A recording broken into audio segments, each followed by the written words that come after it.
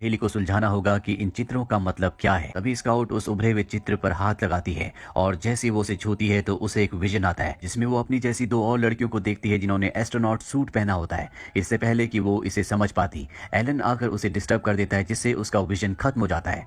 अब रात को जब स्काउट सो रही होती है तो उसे एक सपना आता है जिसमें वो एक घुंघराले बाल वाली लड़की को देखती है जो स्पेसशिप के सामने खड़ी होती है और तभी स्काउट की नींद खुल जाती है। वो एलन को बताती है कि स्पेसशिप एलियंस ने नहीं बल्कि प्राचीन लोगों ने बनाया है और उसके ऊपर जो चित्र बने हुए हैं वो एक प्राचीन भाषा है जिसमें एक मैसेज लिखा हुआ है और हमें उस मैसेज को डिकोड करना होगा। अब स्काउट और एलन दोनों के दोनों रिचर्ड के पास जाते हैं जहां पर उसके दूसरे टीम मेंबर्स भी होते हैं जिनके लिए रिचर्ड काम करता है। और यहाँ पर स्काउट सबको बताती है कि स्पेसशिप के ऊपर जो चित्र बने हुए हैं वो एक मैसेज है जिसे हम जल्दी डिकोड कर देंगे। पर रिचर्ड इन दोनों को कहता है कि अब तुम्हारा काम खत्म हो चुका है, आगे का काम हम खुद संभाल लेंगे। हालांकि स्काउट उन्हें कहती है कि मैं जल्दी इस भाषा को डिकोड कर दूंगी, लेकिन रिचर्ड उनकी बात नहीं मानता और उन्हें इस प्रोजेक्ट से निकाल देता है। अब ये दोनों के दोनों अपने दोस्त के घर आ जाते हैं जहां पर स्काउट एलन से कहती है कि मैं उस भाषा को डिकोड करना चाहती हूं। एलन कहता है कि ऐसा करना पूरी तरह से नामुमकिन है क्योंकि हमें उस प्रोजेक्ट से निकाल दिया गया है। एलन स्काउट को शांत करने के लिए स्क्रीन के पीछे ले जाता है और तभी डोरबेल बजती है और जब इनका साथी दरवाजा खोलता है तो वहां पर निकोल होती है जो उनके साथी को मार देती है। जिसके बाद वो देखती है कि निकोल और एलन दोनों पर्दे के पीछे हैं। दरअसल वो उनकी शैडो देख रही होती है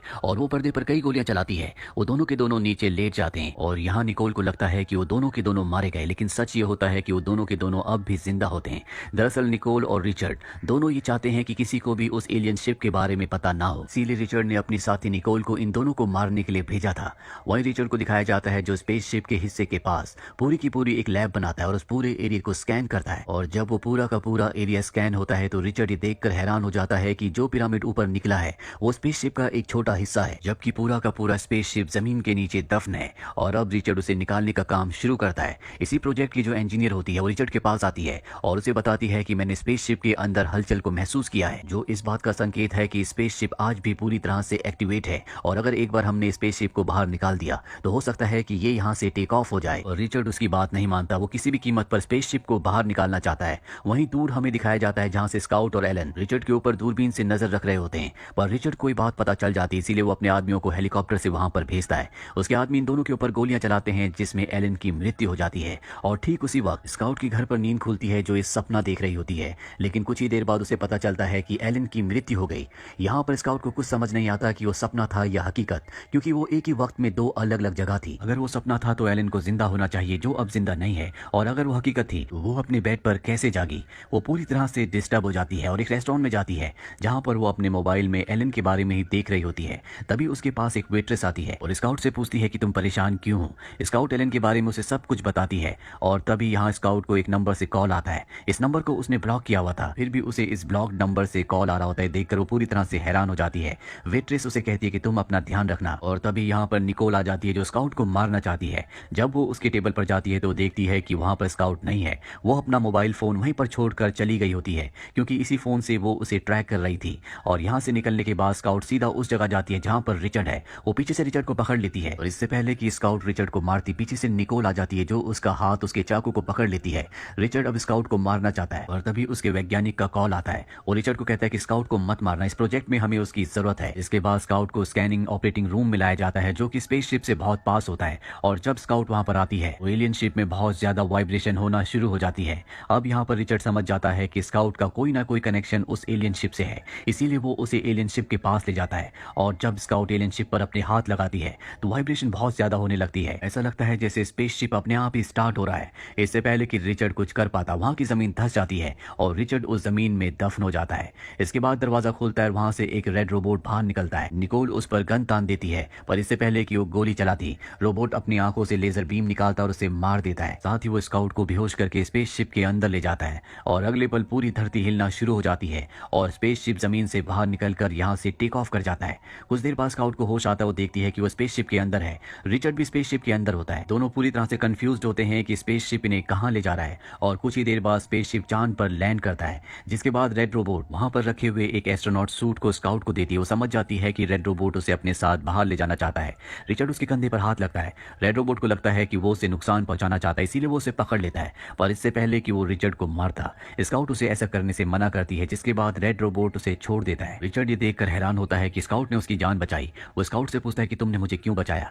वो कहती है क्योंकि मैं तुम्हें अपने हाथों से मारना चाहती हूँ। और इसके बाद वो रेड रोबोट के साथ स्पेसशिप से से बाहर निकल जाती है। रिचर्ड अब भी स्पेसशिप के अंदर ही होता है और वो अब स्पेसशिप को ऑपरेट करना शुरू कर देता है ताकि यहाँ से अकेला ही अर्थ पर जा सके और इस पूरी टेक्नोलॉजी से इस दुनिया का सबसे अमीर आदमी बन जाए। वो स्पेसशिप को टेक ऑफ करता है पर वो उसे कंट्रोल नहीं कर पाता, जिससे स्पेसशिप वहीं पर क्रैश हो जाता है और रिचर्ड की मृत्यु हो जाती है। वहीं हमें स्काउट और रेड रोबोट को दिखाया जाता है जो आगे बढ़ रहे होते हैं और तभी जमीन के अंदर से एक और रोबोट निकलता है जो कि स्काउट को मारने के लिए उसकी तरफ बढ़ता है, लेकिन रेड रोबोट उसे बचाने के लिए उस दूसरे रोबोट से लड़ता है और उसे हरा देता है, जिसके बाद वो रोबोट वहां से निकल जाता है। और इस लड़ाई में रेड रोबोट भी बुरी तरह से जख्मी हो चुका है, इसीलिए वो आगे नहीं बढ़ सकता।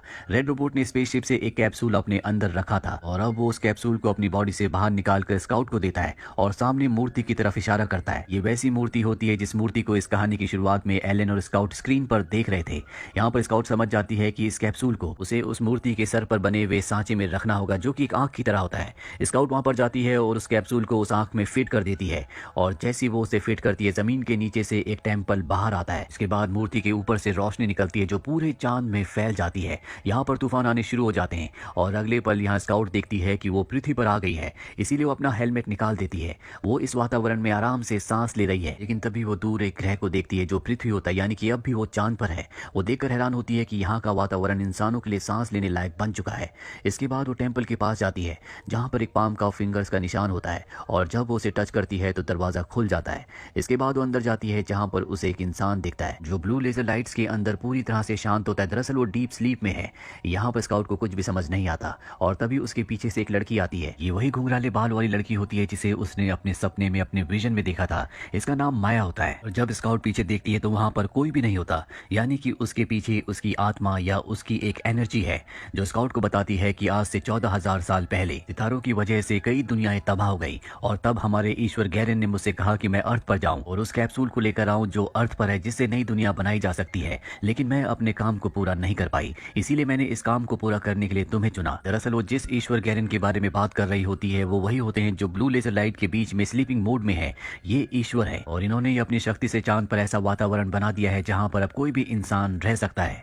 स्काउट उनसे कहती है क्या आप उठेंगे ताकि इंसानियत आपका शुक्रिया अदा कर सके, और वो उसकी बात का कोई जवाब नहीं देते। और तभी अंदर वो रोबोट एक बार फिर से आ जाता है जिसने पहले भी स्काउट को मारने की कोशिश की थी, जिससे स्काउट को रेड रोबोट ने बचाया था। वो उसके ऊपर हमला कर देता है, लेकिन स्काउट बड़ी चालाकी और बहादुर से दरवाजे के बीच में उसे फंसा कर मार देती है और जब वो पलटती है तो उसकी ड्रेस पूरी तरह से बदल चुकी होती है और अब उसके अंदर माया की आत्मा आ चुकी है। इसीलिए वो देवता गैरन के पास जाकर खड़ी हो जाती है और वहां पर रखे हुए डिवाइस के ऊपर अपनी पाम्स को रखती है, जिसके बाद वो भी डीप स्लीप में चली जाती है। जिसके बाद हमें टेंपल के बाहर दिखाया जाता है जहां पर स्काउट ने लिखा होता है a new world, don't screw it up, यानी कि ये एक नई दुनिया है, दूसरी दुनियाओं की तरह अर्थ की तरह इस दुनिया को भी बर्बाद मत करना। और तभी वहां पर चांद पर पहला पौधा उगता है जो कि जिंदगी की शुरुआत का एक संकेत है। इसी के साथ ये फिल्म, ये कहानी यहीं पर खत्म हो जाती है। उम्मीद करते हैं कि ये कहानी आपको पसंद आई होगी।